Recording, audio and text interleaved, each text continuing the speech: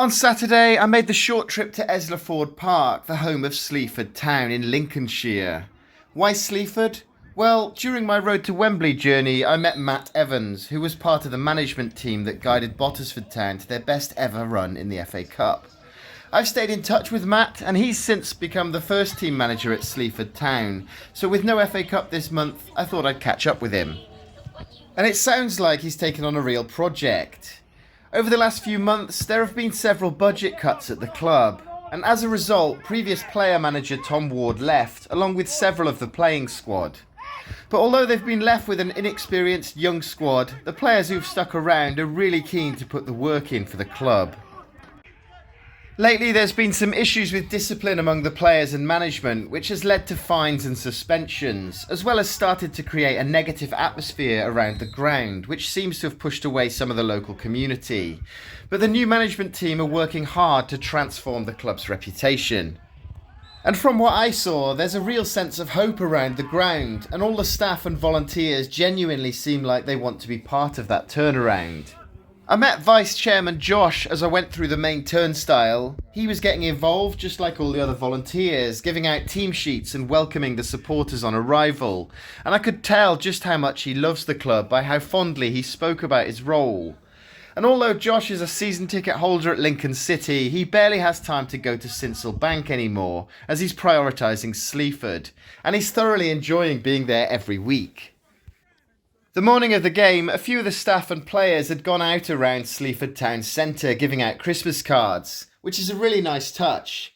And I appreciate Castle Print, one of the main club sponsors, who sent me their team photo to use in the thumbnail for this video.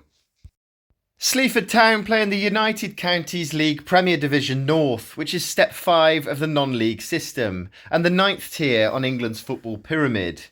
They were formed all the way back in 1923, and their Sleaford Park ground has a capacity of 1,000, and this was a league game against Belper United. On arriving at the ground, the first thing I noticed was the amount of training pitches they have. They're really well equipped to host a wide range of teams from all age groups, and they have a decent sized car park too, a luxury I'm struggling to find at a few of the bigger grounds I've been to recently. After going through the main turnstile, I went into the Clubhouse, which has a bar serving a selection of beers and ciders and a separate kiosk where you can get food or hot drinks. It's a decent clubhouse. It has a TV showing Sky Sports and they display the club's historic trophies above the main bar. Everyone seems friendly too. And when you walk around the pitch, you'll notice that the clubhouse is its dominating feature, spanning across most of the length of the pitch, with the main stand opposite and the Castle Print terrace behind one of the goals. And considering the atrocious weather we've been having lately, the pitch was looking good. While there's no club shop on site, they do have an online store where you can make a donation to the club or sponsor a player.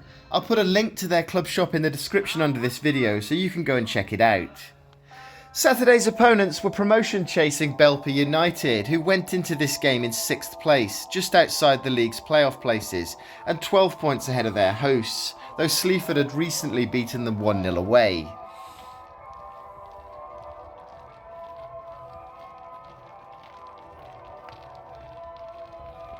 Sleaford Town's very young-looking squad are in green, while Belper United are in blue. And the Green Army started the game really well, playing the ball around nicely in the opposing half, though they did look like they were lacking confidence in the final third. I thought it was a pretty even first half, and if anything, Sleaford edged it, but not long before half time, and while I was getting a drink at the food kiosk, the visitors scored. Not once, but twice. I did see the first goal from where I was standing, but as a group of reserve players were queuing to be served, I'd timed my trip really badly. So I didn't manage to catch either of the 2 goals on film. And it was Sleaford Town 0, Belper United 2 at half time, in what was an extremely frustrating half for the home side, who I didn't feel deserved to be behind, let alone by 2, but the difference between the 2 teams was how clinical the visitors were going forward. For the start of the second half, I moved from the Castle Print stand to the main stand, and it was more of the same from the home side. Decent build-up play, but lacking the ability to put the ball in the net.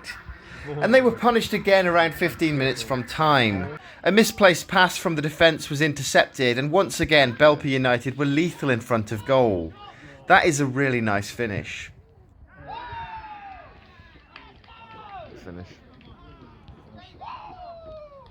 After the third goal, I heard a woman behind me say, "Come on, Sleaford, if you can get a goal, I'll be happy whatever the final score is."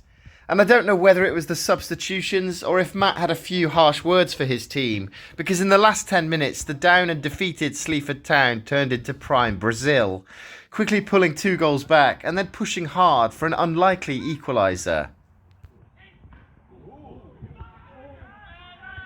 Did he push that onto the bar? Yeah.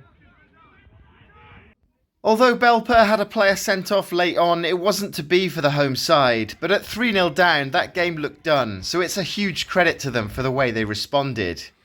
I didn't catch either of Sleaford's goals on film, but you can find them on the club's Facebook page. I'll put the link in the description under this video. The second in particular is well worth a watch.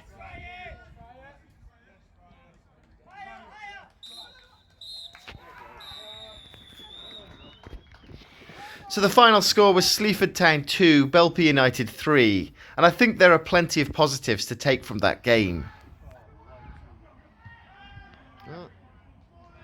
Considering I'd been told about the recent disciplinary issues on field at the club, I felt the Sleaford team was super composed.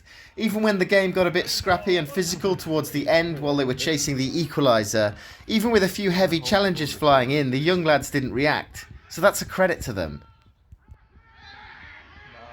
So that was an entertaining game, and I thoroughly enjoyed my visit to Sleaford Town. Their ambition is to reconnect with the local community and give them something to be proud of again.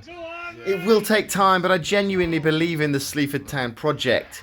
Matt and his management team are really knowledgeable and experienced at this level of the game, and the staff working behind the scenes are all willing to put the work in to support the project. So if you live in the area, or if you're a ground topper, then I'd strongly recommend a trip to Sleaford Park.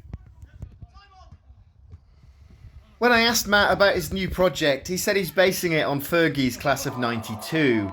And even the great Sir Alex had some issues at the beginning, and look how that turned out.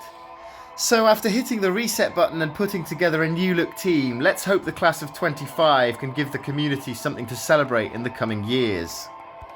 Let me know in the comments if you've visited Sleaford Town and what you thought of the club. Thanks for watching, and if you enjoyed this video, please consider subscribing to my channel. I'm closing in on 3,000 subscribers now, so I'd really appreciate your support. Also, check out the video on screen if you want to see how Matt's previous team performed during their famous FA Cup run.